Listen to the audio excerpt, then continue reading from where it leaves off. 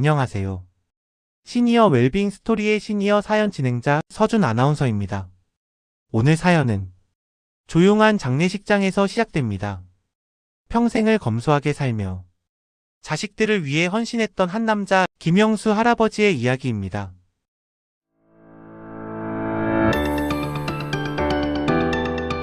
그런데 그의 장례식장에서 공개된 한 통의 유언장이 모든 사람의 마음을 뒤흔듭니다. 이야기 시작 전에 잠깐 안내 말씀드립니다. 이 채널은 시니어분들의 삶과 마음을 위로하는 시니어 웰빙 스토리입니다. 영상이 마음에 와닿으신다면 구독과 좋아요, 알림 설정으로 당신의 하루의 따뜻한 이야기를 받아보세요. 그럼 지금부터 오늘의 사연을 시작하겠습니다. 장례식장엔 낯선 침묵이 감돌았습니다. 조문객은 많지 않았고 검은 상복의 자식들은 서로 눈을 피하고 있었습니다. 그때 한 남자가 앞으로 걸어왔습니다. 저는 고 김영수님의 법률 대리인입니다. 그의 손에는 하얀 봉투 한 장이 들려 있었습니다. 고인의 유언장이 있습니다. 그 말에 자식들의 시선이 동시에 움직였습니다.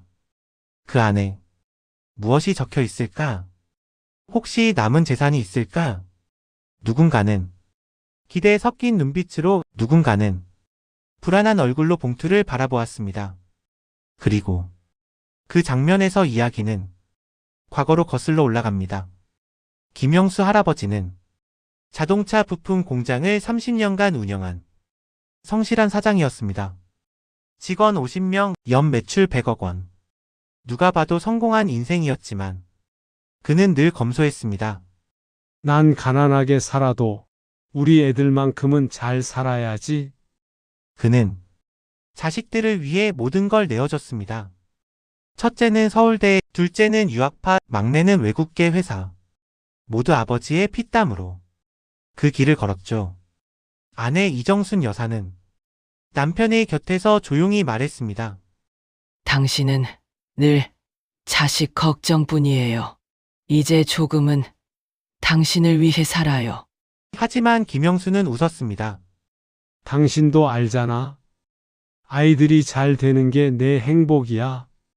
그는 가족이 전부인 사람이었습니다. 그의 삶에는 돈보다 사랑이 우선이었습니다. 그러나 그 사랑이 훗날 어떤 상처로 돌아올지는 그때는 아무도 몰랐습니다. 이야기 잘 시청하고 계신가요? 시니어 웰빙 스토리에서는 우리 부모님 세대의 감동 실화를 전해드립니다. 지금 구독과 좋아요, 알림 설정으로 다음 이야기도 놓치지 마세요. 이제 김영수 할아버지의 인생에 찾아온 첫 번째 변화가 시작됩니다.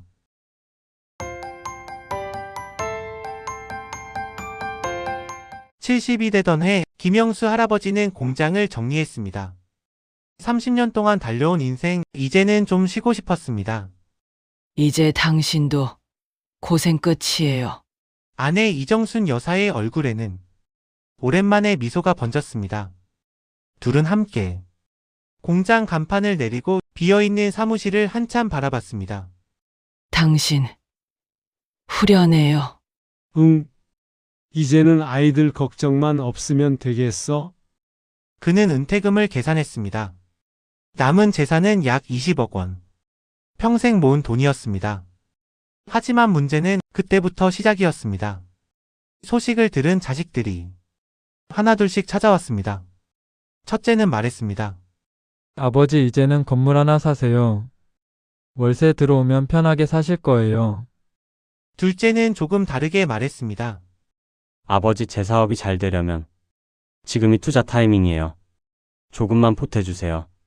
막내는 머뭇거리다 말했습니다. 손주 학비가 많이 들어요. 이번 학기만 도와주세요. 세 자식의 말은 달랐지만 핵심은 하나였습니다. 아버지의 돈. 그날 밤 김영수는 식탁에 앉아 조용히 아내에게 말했습니다. 당신 혹시 느꼈어요? 뭐려? 애들 눈빛 말이야. 이제 우리를 사람으로 안 보는 것 같아.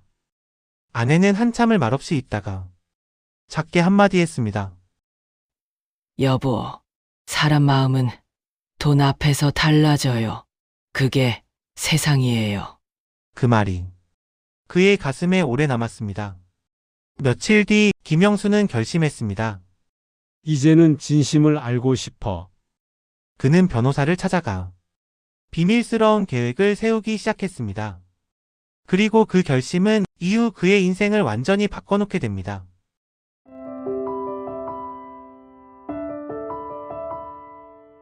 김영수는 결국 변호사를 다시 찾아갔습니다. 그는 담담히 말했습니다. 제가 가진 모든 재산을 다른 이름으로 신탁 처리해 주십시오. 변호사는 놀란 표정이었습니다. 전부입니까? 네, 전부입니다. 그날 이후 김영수는 세상에서 가난한 노인이 되었습니다. 며칠 뒤 자식들을 불러 조심스레 말했습니다. 사업 정리하면서 빚이 좀 생겼다. 뭐라고요? 첫째가 소리쳤습니다. 그 큰 공장에서 빚이요. 둘째는 한숨을 쉬었습니다. 아버지 재산 관리를 어떻게 하셨길래요? 막내는 말이 없었습니다. 그저 고개를 떨군 채 휴대폰만 만지작거렸습니다. 그들의 표정엔 걱정이 아닌 실망과 계산이 섞여 있었습니다. 며칠 후 김영수는 허름한 원룸으로 이사했습니다. 창문은 작고 가구는 낡았지만 그는 이상하게 마음이 편했습니다. 하지만 아내 이정순 여사는 끝내 눈물을 참지 못했습니다. 여보, 이렇게까지 해야 해요. 김영수는 잔잔히 웃었습니다. 그래야 진심이 보일 거야. 그는 오랜 세월을 함께한 집을 뒤로 한 채 단 한 가방의 옷만 들고 나섰습니다. 그의 얼굴엔 결심과 슬픔이 묘하게 뒤섞여 있었습니다. 며칠 후 첫째가 찾아왔습니다. 아버지 정말 빚이 맞아요. 그래? 그럼 이사 비용은요? 걱정 마라. 이제 작은 데서 지내면 돼. 첫째는 입꼬리를 실룩이며 말했습니다. 이 나이에. 참 어리석으시네요. 그날 밤 김영수는 창문 너머로 도시의 불빛을 바라보며 중얼거렸습니다. 사람의 마음이란 게 이렇게 빨리 식는 거였나? 그의 가난뱅이 연극은 이제 막 시작이었습니다. 그리고 그 연극은 그의 인생을 바꿀 가장 잔인한 시험이 될 것입니다.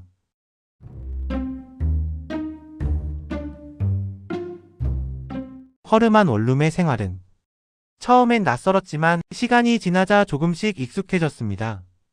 김영수는 낡은 전기밥솥으로 밥을 짓고 마트에서 할인된 반찬을 사왔습니다. 아내 이정순 여사는 그런 남편을 묵묵히 도왔습니다. 여보, 우리도 이제 이렇게 소박하게 살아봐요. 그 말에 영수는 미소 지었습니다. 그래, 이게 진짜 인생인지도 모르지. 둘은 공원 벤치에 나란히 앉아 따뜻한 햇살을 받으며 소소한 이야기를 나누곤 했습니다. 그때만 해도 그들에게는 아직 내일이 있었습니다. 하지만 그 행복은 오래가지 않았습니다. 어느 날 이정순 여사가 갑자기 기침을 심하게 하기 시작했습니다. 처음엔 감기인 줄 알았지만 폐렴이었습니다. 입원 후에도 자식들은 오지 않았습니다. 엄마 상태가 안 좋아요. 김영수가 전화를 걸었지만 대답은 냉담했습니다. 지금 좀 바빠요, 아버지. 형이 가면 되잖아요. 그 말을 듣는 순간 그의 손이 떨렸습니다. 병실의 불빛 아래에서 아내는 조용히 웃었습니다. 여보, 당신 너무 외로워하지 말아요. 당신이 없으면 이제 누구랑 얘기하나? 그의 목소리가 작게 떨렸습니다. 여보, 난 괜찮아요. 아이들 원망하지 말아요. 그들도 언젠간 깨닫겠죠. 그녀의 눈가에 눈물이 맺혔습니다. 그리고 그 눈물이 떨어지던 순간 그녀의 손끝에서 온기가 서서히 사라졌습니다. 그날 밤 김영수는 혼자 집으로 돌아왔습니다. 방 안은 이상할 만큼 조용했습니다. 테이블 위에는 아내가 남긴 쪽지가 있었습니다. 여보, 나 먼저 갑니다. 당신도 부디 마음 아파하지 말아요. 그는 그 쪽지를 품에 안은 채 하얀 새벽을 바라보았습니다. 이제 정말 혼자구나.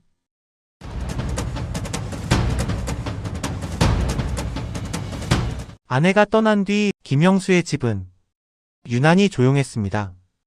밥상 위엔 늘 식은 국 한 그릇, 냉장고엔 며칠째 그대로인 반찬통. 그는 하루 종일 TV만 켜놓은 채 시간을 보냈습니다. 이제 나한테 전화할 사람도 없구나. 그의 톡백이 공기 속으로 흩어졌습니다. 명절이 되어도 아무도 찾아오지 않았습니다. 첫째는 이번엔 해외 출장이 겹쳐서요. 둘째는 아버지 교통이 너무 막혀요. 막내는 다음에 찾아뵐게요. 그렇게 매번 다음은 오지 않았습니다. 그런 어느 날이었습니다. 낡은 초인종이 울렸습니다. 띵-동. 누구세요? 문틈 사이로 작은 목소리가 들렸습니다. 할아버지, 저예요, 민준이에요. 김영수는 놀랐습니다. 막내의 아들 초등학교 6학년 민준이었습니다. 어이구, 내가 어떻게 여길. 그냥 보고 싶었어요. 민준은 손에 작게 포장된 과자 봉지를 들고 있었습니다. 할아버지, 용돈 없어도 괜찮아요. 이거 제가 산 거예요. 그 한마디에 영수의 눈가가 젖었습니다. 그날 이후 민준은 일주일에 한 번씩 할아버지를 찾아왔습니다. 둘은 함께 마트에 가서 장을 보고 공원 벤치에 앉아 붕어빵을 나눠 먹었습니다. 요즘 학교는 어때? 그냥 그래요. 근데 할아버지랑 있는 게 더 좋아요. 그 대답에 영수의 입가에 미소가 번졌습니다. 그래, 너라도 있어줘서 다행이다. 시간이 흘러 민준은 영수의 일상에 빛 같은 존재가 되었습니다. 민준아, 네가 오면 집이 따뜻해진다. 그 말에 민준은 해맑게 웃었습니다. 그럼 매일 올게요. 영수는 조용히 고개를 끄덕였습니다. 그때 그는 몰랐습니다. 이 손자와의 인연이 곧 인생의 마지막 장면까지 함께하게 될 거라는 걸.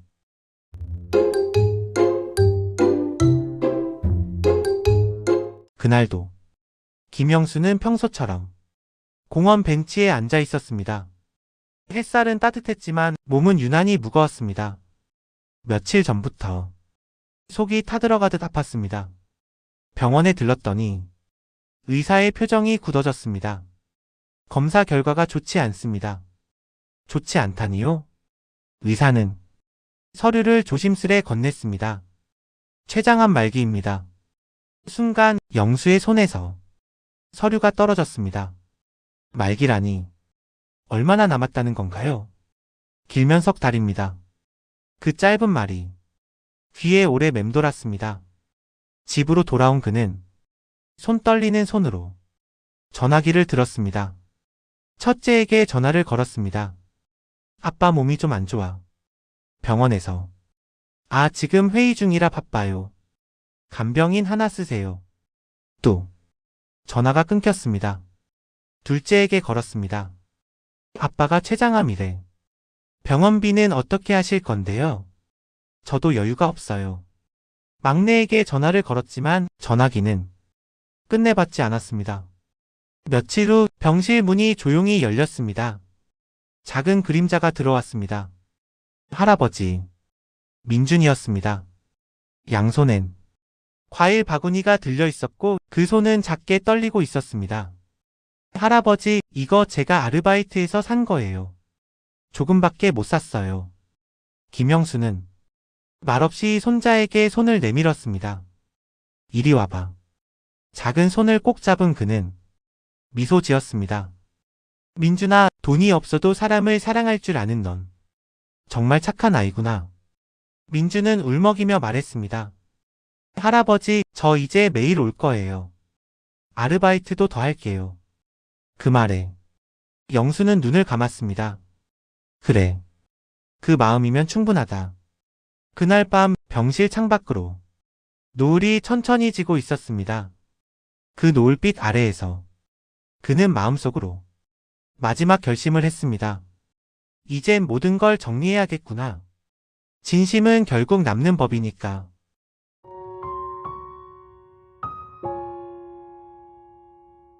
며칠째 이어지던 입원 생활. 김영수의 얼굴은 조금씩 창백해지고 있었습니다. 창문으로 스며드는 햇살은 따뜻했지만 그의 손끝은 차가웠습니다. 의사는 조심스럽게 말했습니다. 이제 가족분들에게 마지막 인사를 준비하시는 게 좋겠습니다. 김영수는 고개를 끄덕였습니다. 그리고 변호사를 불렀습니다. 유언장을 정리하고 싶습니다. 그의 목소리는 희미했지만 단단했습니다. 모든 재산은 민준 이름으로 신탁해주세요. 그 아이는 진심으로 사람을 사랑할 줄 아는 아이니까요. 변호사는 잠시 눈을 감았습니다. 알겠습니다. 선생님. 그날 밤 병실은 유난히 고요했습니다. 민준이 그의 곁에 앉아 있었습니다. 할아버지 지금 괜찮아요? 응, 괜찮아. 이제 정말 괜찮단다. 그는 손자의 손을 잡았습니다. 민준아, 약속하자. 돈이 없어도 사람을 사랑할 줄 알아라. 그게 인생에서 가장 큰 부자다. 민준은 울먹이며 대답했습니다. 할아버지, 저 그렇게 살게요. 할아버지처럼요. 숨소리가 점점 약해졌습니다. 기계의 삑 소리 사이로 그의 목소리가 마지막으로 들렸습니다. 여보, 이제 곧 당신 곁으로 갈게요. 조금만 기다려요. 그는 미소를 지으며 눈을 감았습니다. 민주는 할아버지의 손을 붙잡은 채 한참을 놓지 못했습니다. 할아버지 고마워요.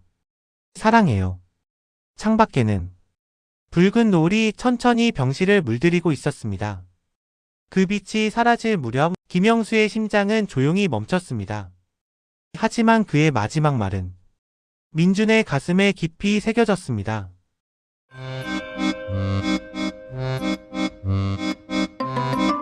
장례식장엔 쓸쓸한 바람만이 드나들었습니다. 김영수의 사진 앞에는 작은 국화꽃 몇 송이만이 놓여 있었습니다. 검은 상복을 입은 세 자식은 서로를 쳐다보지도 않았습니다. 형, 장례 비용은 누가 낼 거야? 첫째의 말에 둘째가 피식 웃었습니다. 당신이 제일 많이 벌잖아. 아니, 막내가 요즘 제일 잘 나가잖아. 막내는 고개를 돌리며 중얼거렸습니다. 돈도 없는 아버지 장래에 누가 그렇게 호들갑이야. 조용하던 빈소 안의 공기가 서서히 차가워졌습니다. 조문객은 예상보다 훨씬 적었습니다. 생전 그토록 많은 사람을 도왔지만 그를 찾아온 이는 몇몇 공장 직원과 경로당 친구뿐이었습니다. 참 좋은 분이었는데 자식 복이 없으셨지. 그 말이 귓가를 스쳤습니다. 그때 검은 정장을 입은 한 남자가 조용히 문을 열고 들어왔습니다. 저는 고 김영수님의 법률 대리인입니다. 세 자식의 시선이 그에게로 꽂혔습니다. 남자는 손에 들고 있던 봉투를 꺼냈습니다. 고인의 유언장이 있습니다. 직접 낭독하겠습니다. 순간 자식들의 표정이 미묘하게 변했습니다. 첫째의 눈엔 기대가, 둘째의 눈엔 긴장감이, 막내의 얼굴엔 탐욕이 스쳤습니다. 유언장? 아버지가 남긴 게 있었어. 남자가 조용히 봉투를 열었습니다. 그리고 천천히 낭독하기 시작했습니다. 나는 5년 전 재산을 모두 잃었다고 거짓말을 했다. 순간 모두의 눈이 커졌습니다. 그 이유는 단 하나, 내 자식들의 진심을 보고 싶었기 때문이다. 첫째는 얼굴이 굳었습니다. 둘째는 고개를 떨궜고 막내는 믿을 수 없다는 듯 중얼거렸습니다. 거짓말이었다고? 변호사는 계속 읽어 내려갔습니다. 그 결과 나는 너무나 슬픈 진실을 보았다. 빈소 안의 공기가 점점 무거워졌습니다. 그리고 그가 마지막 문장을 읽어 내려갔습니다. 이제 그 진심의 대가를 유언을 통해 남기려 한다. 그 말에 자식들은 서로를 바라봤습니다. 설마 아직 재산이 남아 있었단 말이야? 그럼 그건 누가 가져가는 거야? 그들의 표정엔 슬픔보다 호기심과 욕심이 먼저였습니다. 변호사는 고개를 들었습니다. 고인의 실제 자산 내역을 지금부터 공개하겠습니다. 다음 순간 빈소 안의 공기가 멈췄습니다. 숨겨진 재산, 그 진실이 이제 밝혀지려 하고 있었습니다.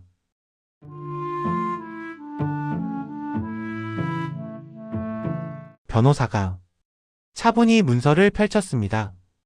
고 김영수님의 실제 자산은 부동산 15억 원, 예금 5억 원, 주식 및 기타 자산 3억 원, 총 23억 원으로 확인되었습니다. 그 말에 세 자식의 눈빛이 동시에 번쩍였습니다. 첫째가 속삭였습니다. 역시 아버지가 그럴 리 없지. 둘째는 조용히 손가락을 꼽으며 중얼거렸습니다. 셋이 나누면 그래도 꽤 되겠네. 막내는 고개를 들며 말했습니다.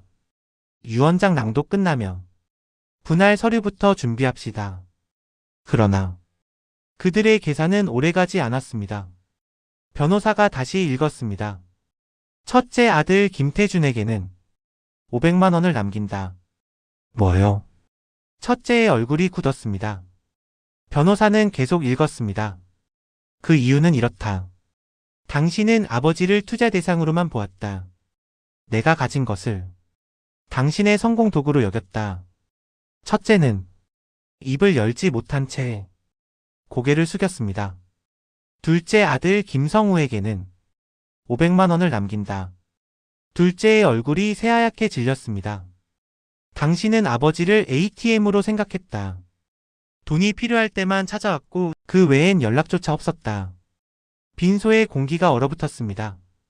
둘째는 눈을 감은 채 작게 중얼거렸습니다. 그럴 리 없어 아버지, 그건 오해야.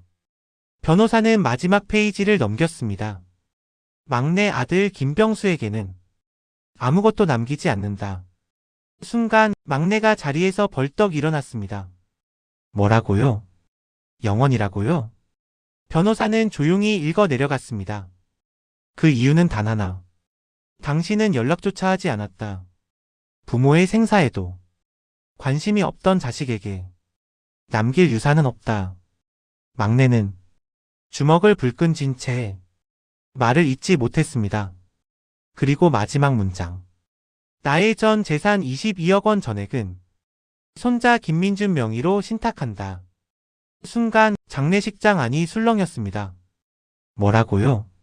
민준이에게 전부요? 변호사는 조용히 고개를 끄덕였습니다. 유일하게 내 마음을 봐준 아이. 돈 없는 할아버지를 진심으로 사랑해준 가족.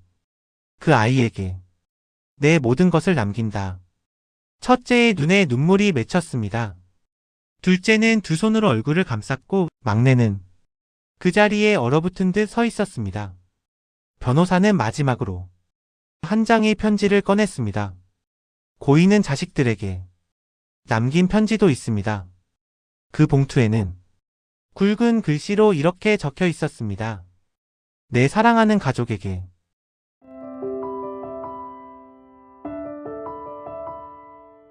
변호사는 봉투를 조심스레 열었습니다. 안에는 삐뚤빼뚤한 글씨로 쓰인 김영수의 손편지가 있었습니다. 그의 목소리가 마치 옆에서 들려오는 듯 했습니다. 내 사랑하는 가족에게. 나는 너희를 미워하지 않는다. 다만 내가 잘못 가르쳤음을 후회한다. 돈이 행복의 전부인 줄 알고 그 길로만 너희를 이끌었다. 사람의 마음이 얼마나 소중한지 그걸 말해주지 못했다. 나는 이제야 안다. 사랑은 주는 사람의 마음에 남는다는 걸. 편지는 계속되었습니다. 민준이를 보며 희망을 봤다. 그 아이는 가진 게 없어도 따뜻했다. 그건 배운 게 아니라 진심에서 나오는 거였다. 너희도 늦지 않았다. 민준이에게 좋은 부모가 되어주길 바란다. 그리고 내 묘 옆에는 정순이 곁에 묻어달라. 그녀는 내 인생의 전부였다. 편지가 끝나자 빈소 안에는 긴 침묵이 흘렀습니다. 첫째는 조용히 울었고 둘째는 손으로 얼굴을 가렸습니다. 막내는 고개를 숙인 채 끝내 아무 말도 하지 못했습니다. 그날 이후 세 사람의 삶은 조금씩 달라지기 시작했습니다. 첫째는 회사를 그만두고 노인복지센터에서 봉사활동을 시작했습니다. 둘째는 부모의 묘소를 매주 찾아와 잡초를 뽑고 향을 피웠습니다.